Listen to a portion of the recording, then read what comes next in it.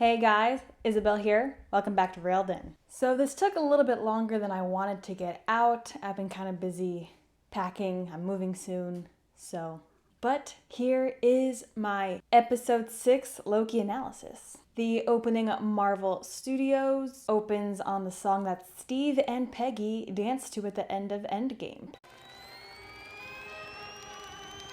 Way to go, Tic Tac! That's how you punish.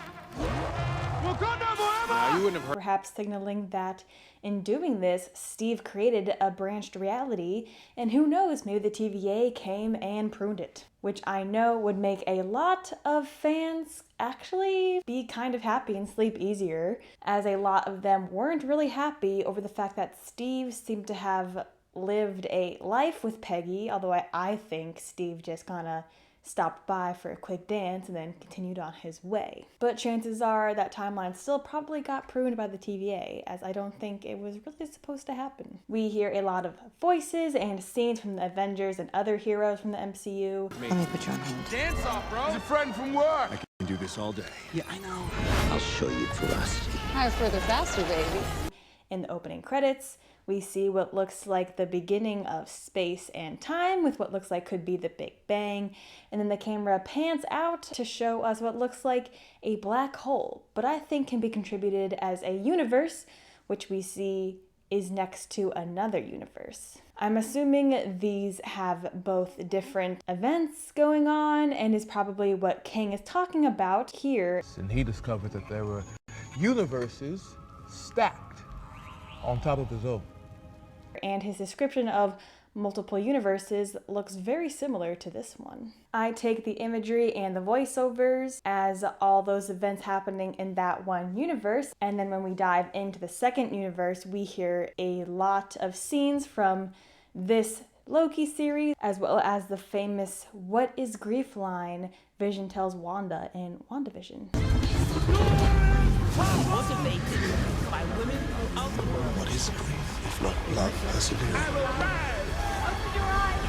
Perhaps indicating that the events that has taken place in WandaVision are actually on a different plane/universe, and the one giant timeline we thought those events took place on isn't actually true, which I will mention again at the end of this video. And Miss Minutes shows up with contracting pupils. I mean, those eyes. Miss Minutes refers to the head of the TVA as He Who Remains. In the comics, this is an older version of Loki, who created the TVA, but Marvel seems to bestow that title to a variant of Kang. Although that name is never mentioned, it is confirmed that this is a variant of Kang, and we will be seeing more of these variants in the future. I mean, you can't mention conquering for nothing. Not every version of me was so pure of heart. Some of us, new worlds meant only one thing: new lands to be conquered. We also see that Miss Minutes doesn't actually answer to Ravonna, but He Who Remains himself, as she does not give Ravonna what she asked for, but gives her a mystery file that is still unknown to us. This isn't what I asked for. I know, but he thinks this'll be more useful. Who? Although notice how she doesn't at first know who He Who Remains is, but later on Ravonna seems to be agitated and knows a little bit more about him. Perhaps the file that was shown to her was a file from the future or a different timeline that showed her and one of the Kang variants together, as Kang is in love with Renslayer in the comics. And when Ravonna leaves through the time door, she is actually going to locate the variant and perhaps make some sort of deal with him. But for now, we still don't actually know where she went and why, except that she's searching for free will. So perhaps that may also tie into my thoughts on her and Kang being together in another timeline. And if the MCU is staying in accordance with the comics, Ravonna will not be happy with that bit of information, as Renslayer declines Kang's affections and he kind of flips out in the comics, which, men, is not the way to handle rejection. Just a tidbit for you. Also, another interesting camera scene that we've seen in the previous episode, the camera flipping from upside down to right side up. Last episode, the camera went from normal to upside down, perhaps indicating the TVA was being essentially flipped on its head. And perhaps this camera angle shows the TVA, or perhaps what information is going to be shared as being the correct information, hence how Sylvie and Loki are now seen to be back on their feet in accordance with the camera angle. And we finally get to meet a variant of Kang, a goofy man we were not expecting, or at least I was not. He seems to take forever to eat his apple, perhaps a nod to the story of Adam and Eve. The devil offers a deal to Eve and tricks her into taking an apple from the only tree she wasn't supposed to eat from. Kang refers to himself as the devil in this episode, and Loki and Sylvie are presented as Adam and Eve figures, Sylvie even betraying Loki, and although not taking the deal offered to her, still kills Kang and essentially causes chaos in the world. And I like how we finally found out where the FDR pens come from, as it's confirmed Ravonna was a teacher or principal at FDR High School. Also, the time period is 2018, which is after the Thanos snap, so perhaps that will prove a vital piece of information in the future. One thing I did find very interesting is how this show and the MCU introduced Kang the Conqueror, because we didn't exactly get him in this series, but a variant of himself, who actually hints at the Conqueror's future role, as well as maybe even other variants who are equally as villainous as Kang. He Who Remains describes how the fighting between the variants led to a multiversal war, which meant Miss Minutes was not lying in episode 1. At least not about that part. She definitely lied about the timekeepers. Miss Minutes, still don't trust her, still think she might be an interesting player in season 2. Also, pat on the back for me with getting that the pruning charges use some of Eliath's power. Also, one thing I was confused about was why He Who Remains gave up his role, keeping the sacred timeline under control. But then I noticed what he said about when they would meet his variants and not if. So perhaps the timeline breaking loose was a plan he and the other variants of himself had hatched, and they needed Loki and Sylvie to do it. Or maybe they needed a Loki to do it, but that Loki just happened to be both Loki and Sylvie. I do think Kang was telling the truth about most things, but lying when he said he didn't know what was going to happen next after a certain point. I think he knew Sylvie was going to stab him, and thus inevitably bringing about his other variants. We see that the sacred timeline starts to branch before Sylvie kills Kang. Perhaps that's because He Who Remains reset the TVA, or maybe it's because of wherever Ravonna went and whoever she talked to. As I said earlier, she may have gone to another variant of Kang.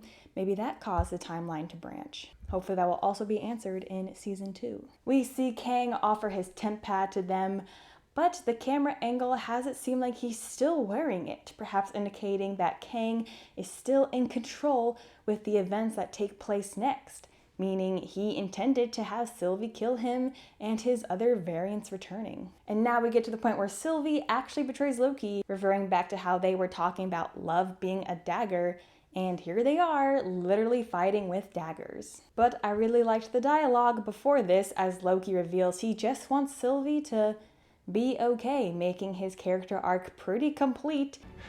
I just want you to be okay.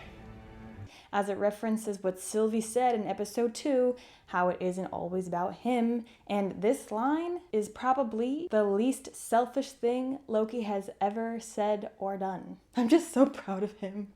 But we get a kiss, and since we've already talked about religious themes such as Adam and Eve, I'm sure we can attribute to this as being a Judas kiss, as Sylvie immediately in a way betrays Loki and sends him back to the TVA and kills Kang, who says, See you soon. "The Kangs are coming, everyone. Not one as we thought, but multiple." Also, I like how the branching timelines sort of sound like ice or glass cracking.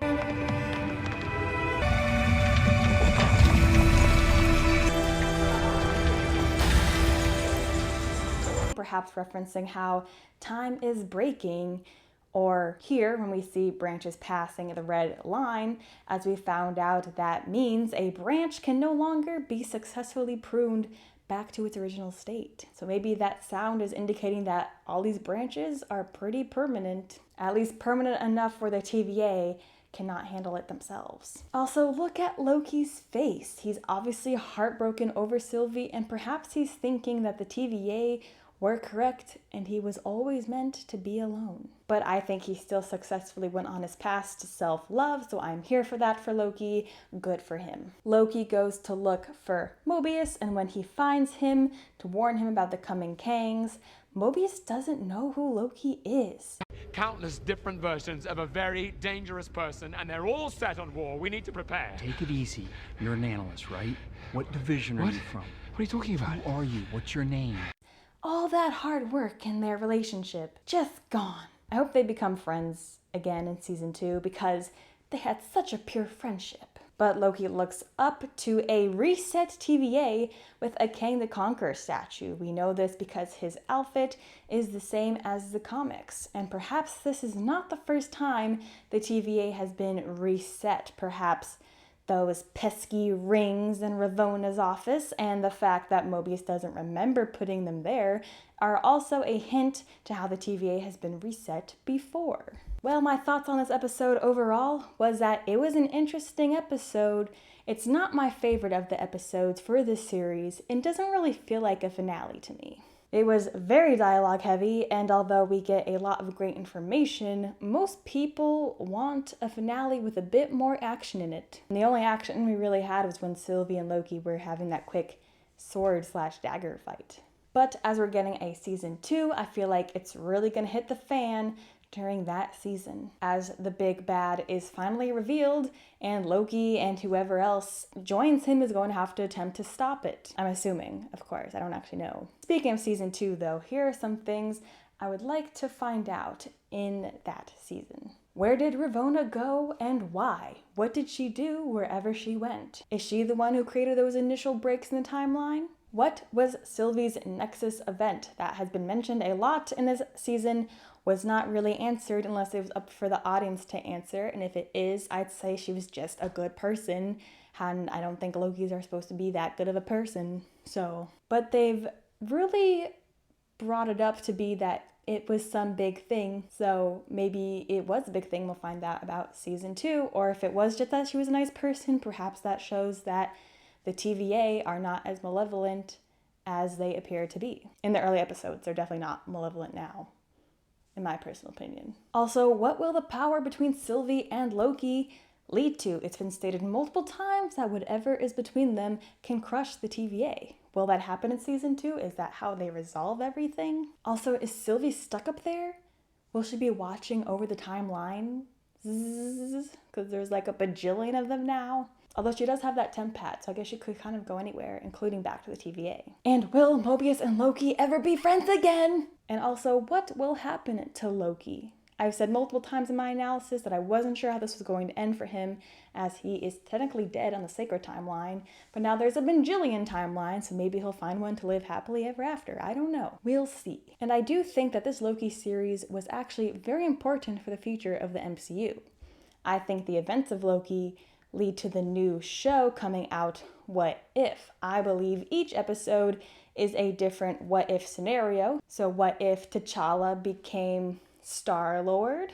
What if Peggy Carter became Captain Carter? So perhaps these scenarios are taking place on each of those different branches we saw in this series. I also think it leads into Spider-Man No Way Home, because I think that deals with Spider-Man villains being stuck without getting back to their own respective timelines or universes or wherever they're from. So perhaps the events of Loki led to a few gateways being opened. I believe it's been confirmed that Kang is the villain in Ant-Man Quantumania, so I feel like we'll get a lot more information in that movie.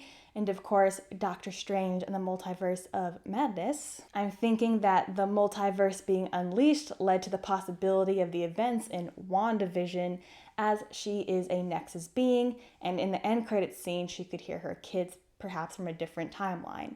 So that also leading into Doctor Strange, I'm hoping he and Wanda will team up, but as Wanda can jump from Nexus event to Nexus event, and maybe they will prune them that way if it's possible. Although I have a feeling Wanda will either help for her own gain or just be an antagonist who is only trying to find her kids and maybe find a timeline where she can be happy. I will stan her either way though, and only time will tell, I suppose. I also think like how Thanos was the big bad for the Infinity Saga, Kang is going to be the new big bad for what looks like to be the Time Saga, the Quantum Saga, the Multiple Reality Saga. There is a lot of time and realm theme going on here. Also, since Falcon and Winter Soldier took place after these events, as well as Far From Home, are those taking place on other branching timelines? I'm still confused on